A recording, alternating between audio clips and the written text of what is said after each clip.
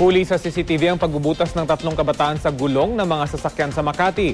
Ikinulong ang isa sa mga salarin at dinala naman sa DSWD ang 2 pang suspect na pawang mga menor de edad. Balitang hatid ni Trisha Zafra.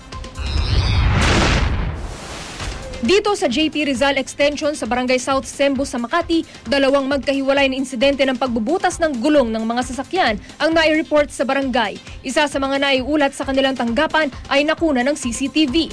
A 8 ng Setyembre bandang alas 10 ng gabi, makikitang pagala-gala ang mga kabataang ito sa kahabaan ng JP Rizal.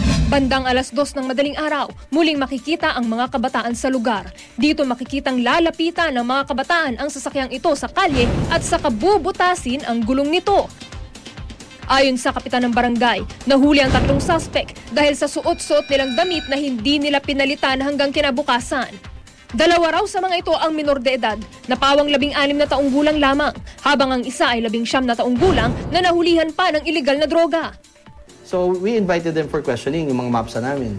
Ayun, nagkantahan na sila, nagturuan na siya ganito, kasama, ganun. So nahuli namin 3. The other one, nahulihan din siya ng marijuana. So ayun, may kaso siya. Ayon sa kapitan ng barangay, 4 na sasakyan ang binutasan ng gulong ng mga binatilyo.